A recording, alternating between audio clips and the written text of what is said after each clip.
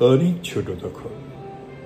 নববাড়ির আহসান মোল্লা রোডে থাকি, 9 নং আহসান রোডে, ওই আহসান মঞ্জিলের উল্টা দিকে, ওখানেই থাকি। তো প্রত্যেক দিন আমি হামবাদে স্কুলে যাওয়া বা লায়ন সিনেমা যাওয়া বা কোথাও যাওয়ার সময় একটা অপোজিটে, মানে সাবান ফ্যাক্টরি, আমাদের ফ্যাক্টরির উল্টা দিকে একটা ছোট্ট দোকান ছিল। ছোট দোকানের কয়েকটা বয়ামের মধ্যে বেশি টফি, চকলেট, বিভিন্ন ধরনের চকলেটগুলো থাকে, আর পান, বিড়ি, সিগারেট, এই বোধহয় তার ছোট্ট দোকান। তা আমি করতাম, প্রত্যেক দিন যেতাম, আর এখন বলতাম যে চাচা আসসালাম আলাইকুম। আব্বার সাথে একটা হৃদ্রতা, খাতির, উর্দু স্পিকিং ভদ্রলোক। ওনার ছেলে মাসুদ আমার চেয়ে একটু ছোট, ওনার মেয়ে ছিল আমার সমবয়সী। দোতলার উপরে একটা চিরকোঠায় ওরা থাকতো, ওখানেও গেছি। কিন্তু যেহেতু চাচা বলতাম, উনিও খুব আদর করতো। ওখানে যেয়ে আমি প্রত্যেকদিন ওনাকে সালাম দিতাম, কিছুক্ষণ দাঁড়াতাম, দাঁড়িয়ে চলে যেতাম, আবার চলে যেতাম।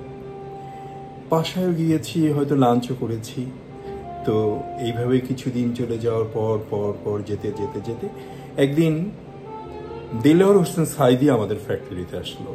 আব্বার সাথে কথা বলছে, অনেক কথা বলছে, অনেক গল্প করছে। আর তখন আমি ওনার কাছে একটা কথা শুনলাম যে মানুষের হকটা আল্লাহ মাফ করবে না। তুমি নামাজ যদি মিস করো, রোজা মিস করতেছো বা কিছু একটা, উনি আমাকে বলছে না, ওখানে কথা প্রসঙ্গে বলছিল, ঠিক মনে নাই। তারপর উনি চলে যাওয়ার পরে আব্বা আমাকে আবার বলল, মানুষের হক কোনোদিন নষ্ট করবা না, তোমার যা ইচ্ছা তাই করবা। মানে তোমার আল্লাহর যেগুলো বলেছে, কোরআন তো একটা জীবন পদ্ধতি, ওটা আলাদা কাহিনী। কিন্তু বাকি যে রোজা, নামাজ করা বা যেগুলো আল্লাহর ফরজ, ওয়াজিব, ওগুলো যদি তুমি মাপ চাও, আল্লাহর কাছে মাফ করতে পারবে। কিন্তু কারো যদি হক নষ্ট করে, সেটা মাফ করবে না। আব্বা এটা বলার পরে ছোট্ট, আমি 7-8 বছরের একটা ছোট্ট ছেলে, 7-8 বছর না, আর একটু বড়, 8-10 বছর হব, একটু বড়। তখন আমি গভর্নমেন্ট স্কুলে, কুড়িগ্রাম গভর্নমেন্ট স্কুলের ছাত্র, কিন্তু একটা লম্বা সময় থাকতে হয়েছিল নবাববাড়িতে। আচ্ছা, যাই হোক, তো আমার ওইটা দিন মাথায় যখন ঢুকলো, তখন আমার তো মনে হলো যে ওই যে চাষার দোকানে আমি প্রত্যেক দিন যাইতাম, বয়ামটা খুলতাম, একটা করে টফি নিতাম, বয়ামটা বন্ধ করতাম, উনি অন্যদিকে তাকায় থাকতো। তারপরে আমি তো খুব চকলেট নিয়ে চলে যেতাম। তো মনে হলো একটা চুরি, আমি তো বয়াম থেকে সবসময় চুরি করতাম। তা মনটা খুব খারাপ হয়ে গেল, এখন কি করি। নিচের একটা খুঁটি ছিল, মানে ওই কি বলে ওটাকে, মাটির খুঁটি, ওটাকে ভাঙলাম। ভাঙিয়ে দেখি অল্প কয়টা পয়সা, মানে 3-4 টাকা হয়েছে।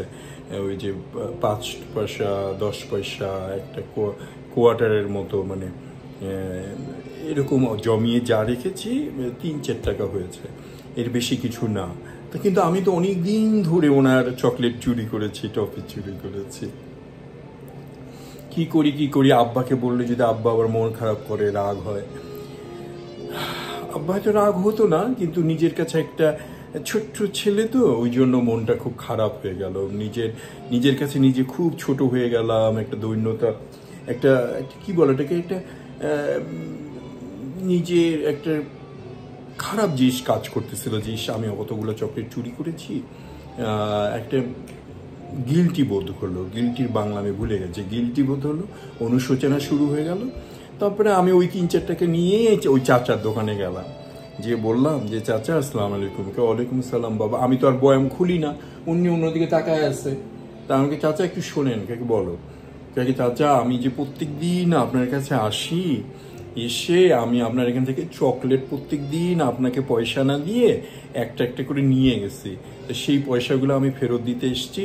আমার কাছে 3 টাকা আছে, আব্বাকে বললেন না, আমি আবার জমায় আমি আপনাকে আবার দিয়ে দিব।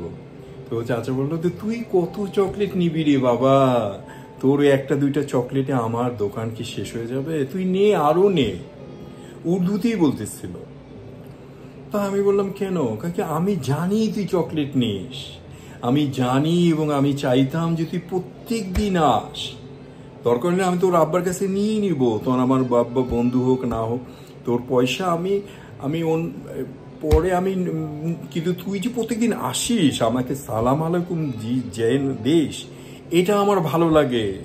আর একদিন যদি আমি ধরতাম, তুই জীবনে আর আমার দোকানে আসতি না।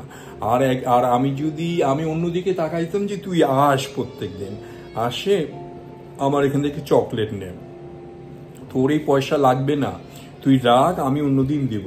তখন আমি হা হয়ে তাকায় থাকলাম।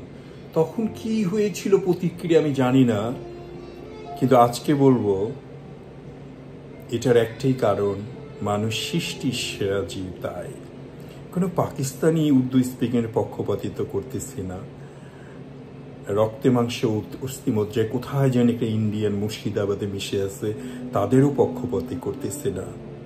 কিন্তু মানুষ সৃষ্টির সেরা জীব, এটাই প্রমাণিত হলো ওই ছোট্ট পান দোকানদারের চাচার মাধ্যমে, তাই নয় কি? আসসালামু আলাইকুম।